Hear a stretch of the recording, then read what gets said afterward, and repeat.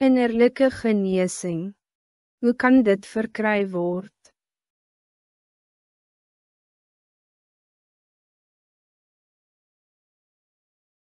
Wat kan je doen om innerlijke genezing te verkrijgen?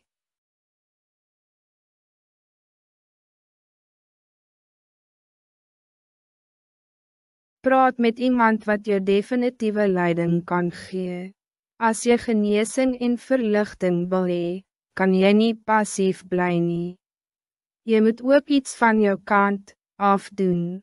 Dit is goed om met iemand te praten wat diezelfde ervaring als jij gehad het, aangezien hij met jou huidige toestand zal kan identificeren.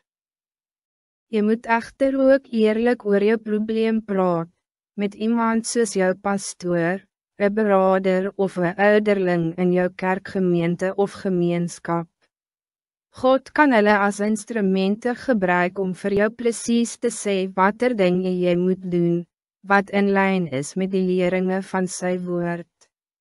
Dit wat diep onder die oppervlak, moet uitgebring word, bo die oppervlak, zodat genezing kan plaasvind.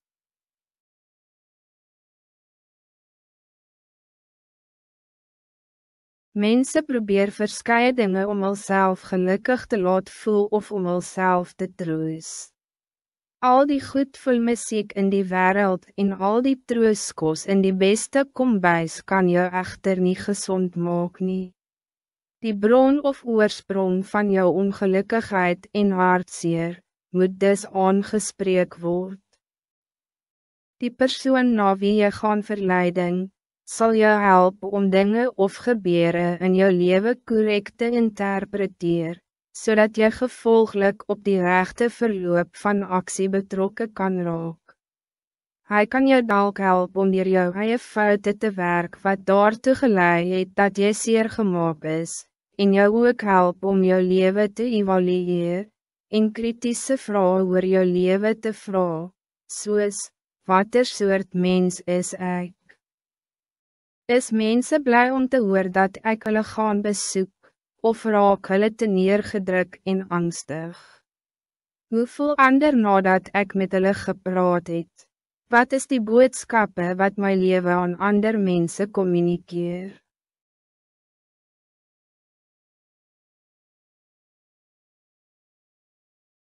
Diezelfde vraag wat Jezus die siekman bij die bad van Bethesda gevra het, moet dus ook aan jou gestel word, wil jy gezond, heel gemaakt word.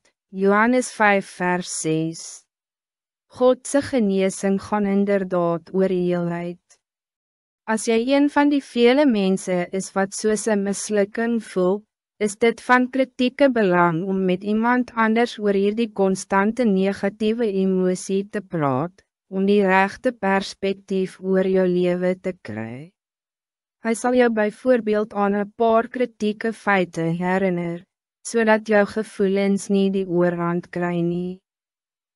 Dit sluit die feit in dat, net omdat jy soos 'n mislukking voel, dit niet betekent dat jij een mislukking is nie. Dit is ten spijte van die feit dat jy dalk meer dingen in jou leven gehad het wat misluk het, in vergelijking met die levens van ander.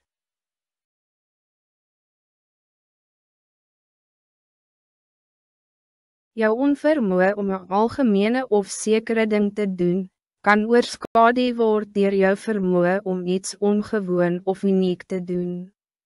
Dit kan dus jou onvermoë om een algemene ding te doen, irrelevant laat lyk. Onthou dat die mislukkings van baie mense minder is, bloot omdat hul pogings tot sukses, of strewe, minder was.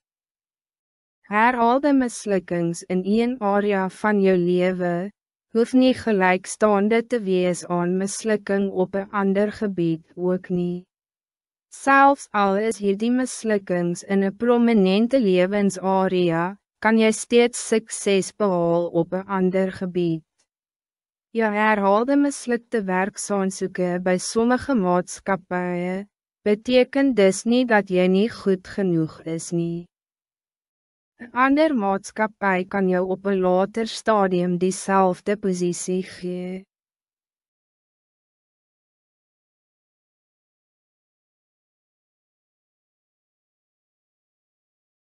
Dit is dan dat je zal besef dat dit jou mislukte werksaansoeke was wat jou soos 'n mislukking laat voel het. Jy is echter nie regtig 'n mislukking nie, maar 'n sukses. Wat op die ou eind gebeur, is niet die werkelijke maatstaf van sukses nie, dit wil sê of jy jou teiken bereik het of nie. Neem bijvoorbeeld 'n wiskunde vergelijking. Als die laaste 2 uit 20 stappen verkeerd was, betekent dit dat de student onsuccesvol was. Nee, hij was slechts onsuccesvol in die uitvoering van 10% van wat hij gedoen het, en succesvol in die oorblijvende 90% van wat hij gedoen het, wat de oorweldigende meerderheid is.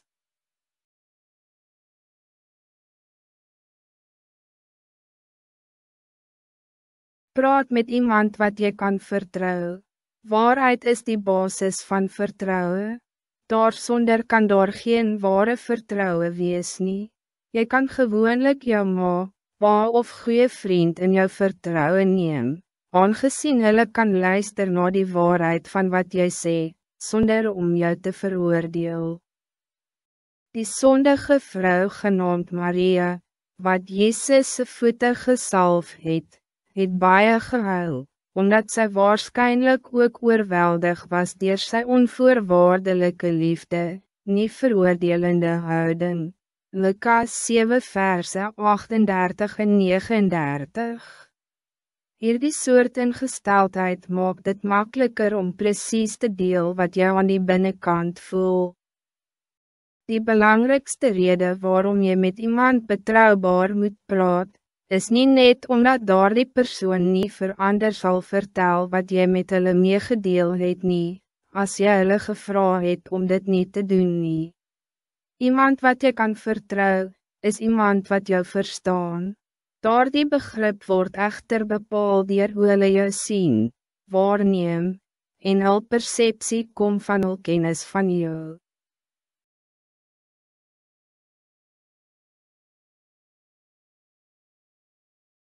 Hoe meer mensen een zekere persoon ken, hoe beter zal hulle daar die persoon verstaan, en hoe beter hulle die persoon verstaan, hoe makkelijker zal dit wees om daar die persoon te aanvaar of lief te hê.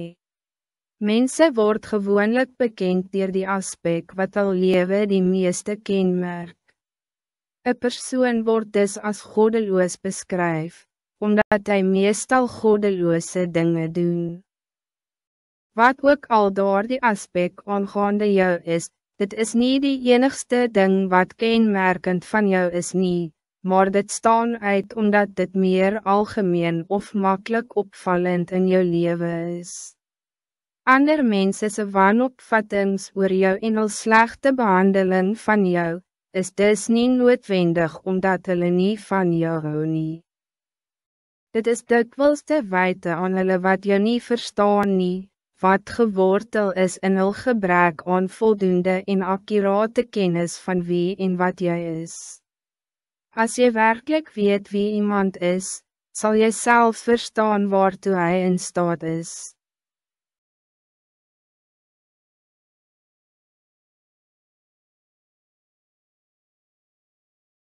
Om diezelfde reden is Jezus ook soms verontagsaam en niet ernstig opgeneem nie. Selfs nie deur sy eie volk nie. As die mense van Nazareth werkelijk meer van Jezus geweet het, sou hulle hom nie verontagsaam het nie.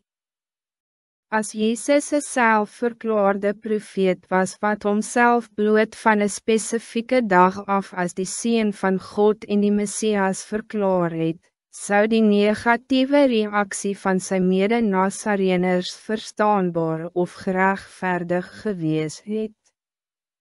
Hij is echter als die machtige Seun van God verklaar, Romeine 1 vers 4, en beide Maria en Josef is ingelig oor sy Messiaskap, voordat hij geboren is, Mattheus 1 verse 20 en 23, Lukas 1 vers 32 en 33. Sy werke het sy woorde en aansprake bevestig. Omdat hij van hulle dorp was, het die Nazareëners baie geweet, maar te min. Om sy familie in die huis waarin hy gewoon het, te ken, was ongelukkig niet genoeg nie.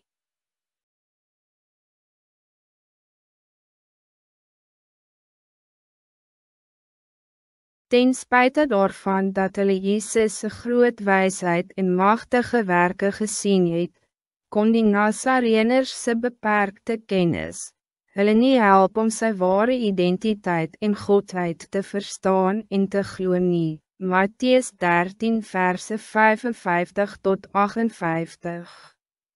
Hulle het sy woorde gehoor en sy werke gezien.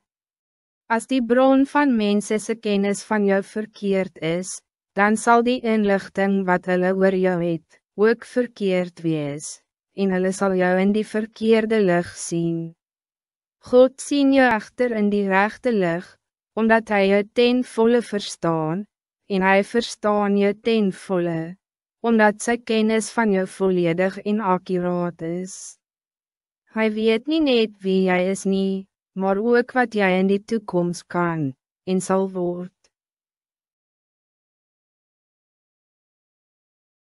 In Psalm 139 verse 1 en 2, kon die psalmdichter dus met vrijmoedigheid verklaar, Heere, u deurgrond en ken my. U ken my sit en my opstaan, u verstaan van ver my gedachte. Dit is bijvoorbeeld interessant om te zien hoe een skoolonderwijzer een student met meer empathie begin behandel, sedert hy gehoor het dat die student se pa net 'n paar maande gelede oorlede is. Hierdie verbeterde hantering is te danken aan sy verbeterde begrip, wat voortspruit uit die bijkomende kennis, wat hij aangaande die student opgedoen het.